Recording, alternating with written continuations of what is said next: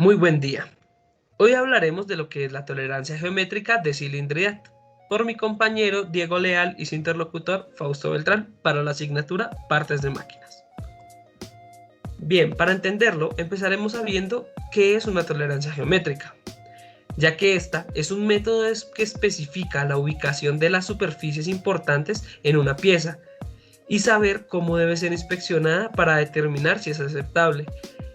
En la parte derecha de la pantalla encontraremos una serie de imágenes en las cuales se ve reflejada la tolerancia. Como podemos observar en la parte superior derecha, vemos que se halla por medio de placas.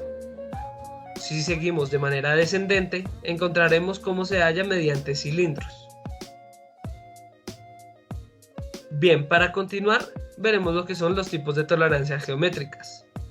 Para encontrar sus tipos, se refieren a 4 en concreto, los cuales son las tolerancias de forma, que están dadas por la rectitud, planicidad, redondez, cilindridad, forma de una línea y forma de una superficie. La tolerancia de orientación, que es paralelismo de un eje y una recta, la perpendicularidad de un eje y un plano, la inclinación de un eje con un plano.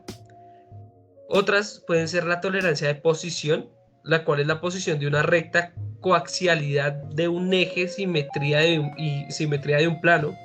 O la última, que sería la tolerancia de oscilación, la cual es la oscilación circular radial o la oscilación total radial. Bien, en este momento de nuestra exposición vamos a hablar con exactitud sobre la tolerancia geométrica de cilindridad, que es la que tenemos a cargo junto con mi compañero. Inmediatamente al finalizar el título tenemos la representación gráfica de cómo se evidencia esta tolerancia geométrica y encontramos también 3 aspectos claves que nos van a ayudar a entender de mejor manera lo que es la tolerancia geométrica de cilindridad. Me permito leer el primer punto textualmente y dice: para cumplir con la tolerancia geométrica se establece cuán exacto es el cilindro realizado y recto. Esto quiere decir que una vez se mecanice la pieza y se haya realizado, su geometría debe ser muy exacta o exacta entre comillas a como se realizó previamente en un plano o en un modelamiento. El segundo punto lo leo textualmente: todos los puntos de la superficie circular son equidistantes desde el eje real.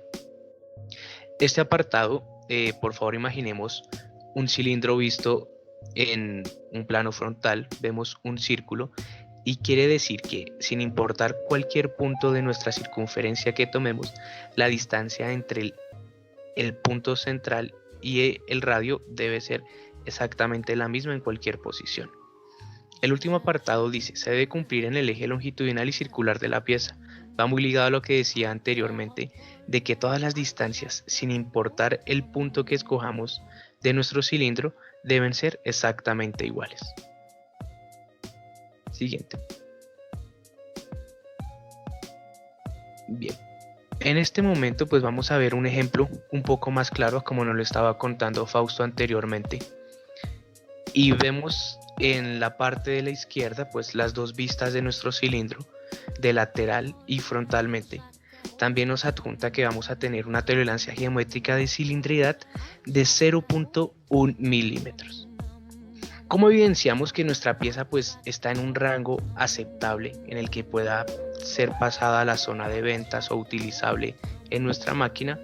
Es porque utilizamos el concepto de 2 círculos concéntricos donde se va a introducir nuestra pieza. Si nuestra pieza excede o es menor a esta tolerancia que ya establecimos, es una pieza que va a tener que ser reparada o volver a ser maquinada. Siguiente. Para hablar de las características más relevantes de lo que encontramos sobre las tolerancias geométricas, primero debemos saber que la pieza debe ser uniforme de extremo a extremo. Quiere decir que toda la pieza, sin importar el punto en el que la tomemos o queramos ver, debe tener la misma geometría y la misma textura que al principio o al final de la pieza. La segunda característica es que se comprueba toda su superficie. En comprobar toda su superficie quiere decir que elegimos un punto aleatoriamente para comprobar lo que veíamos en la diapositiva anterior, que está en el rango de tolerancia, no lo supera y no es menor que él. La tercera característica que resaltamos es: si la pieza excede la tolerancia, debe volver a ser maquinada. Cuando una pieza es superior, cuando una pieza supera la tolerancia de geometría, simplemente puede volver a ser maquinada para optar a las dimensiones establecidas.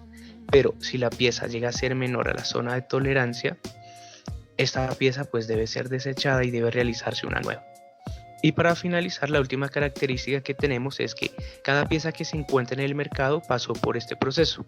Como Fausto nos comentaba al principio de nuestra presentación, este es un método en el que se establece qué tan exactas son las piezas que realizamos y si se acomodan a la necesidad para que las diseñamos. Y con esto concluimos nuestra presentación. Muchísimas gracias a todos por su atención.